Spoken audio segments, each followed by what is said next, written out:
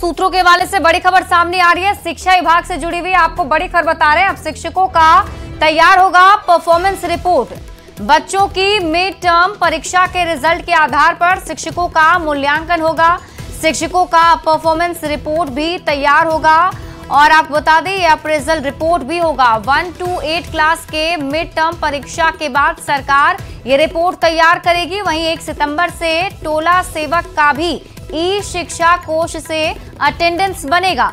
कभी भी शिक्षा विभाग जारी कर सकता है ये आदेश।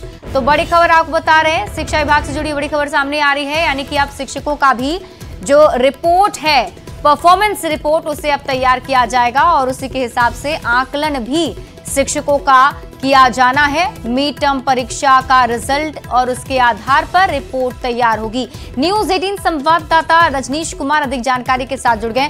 रजनीश, कैसे ये परफॉर्मेंस रिपोर्ट तैयार किया जाएगा, क्या पैमाना इसको लेकर रखा गया है?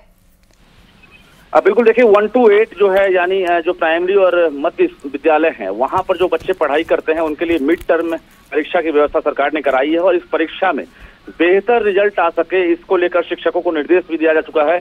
लेकिन अब बच्चों के रिजल्ट के आधार पर अब शिक्षकों का मूल्यांकन होगा, यानी बच्चे अगर अच्छे नंबर लाएंगे, अच्छे रिजल्ट स्कूल में आते हैं तो निश्चित रूप से शिक्षकों का जो है जो परफॉर्मेंस अप्रेजल रिपोर्ट है जिसे पार कहते हैं उसका अब एक तरह से अब सरकार जो है उसकी मॉनिटरिंग करेगी और उसके आधार पर रिपोर्ट तैयार होगी। तो शिक्षकों के लिए एक बड़ी चुनौती हो गई है कि जितनी बड़ी संख्या में बच्चे पास करेंगे, बच्चों का अगर बेहतर रिजल्ट आएगा तभी शिक्षक भी एक तरह से पास कर सकेंगे और शिक्षकों का जो परफॉर्मेंस है वो सरकार अब तय करेगी, क्योंकि जो एक तरह से प्रमोशन हो या फिर बाकी जो वरीयता का फायदा मिलता है या शिक्षकों को लाभ दिया जाता है तो ऐसे चीजों पर सरकार ब्रेक लगा सकती है, क्योंकि नॉन परफॉर्मर जो है ये साबित कर सकती है। सरकार इसको लेकर एक आदेश जारी होने वाला, हालांकि सूत्रों के हवाले से हम खबर जानकारी दे रहे हैं, शिक्षा विभाग बड़े प्रयोग की तैयारी में है। दूसरी तरफ जो टोला सेवक हैं, अब शिक्षकों की तर्ज पर 1 सितंबर से उन्हें भी ई शिक्षा कोष से अब अटेंडेंस बनाना अनिवार्य होगा।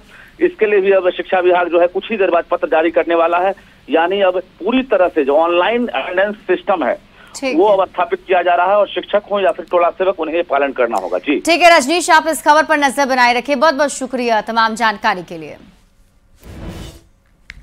बिहार का सबसे बड़ा लैंड सर्वे, एक इंच जमीन का हिसाब, जमीन विवाद खत्म करने की पहल।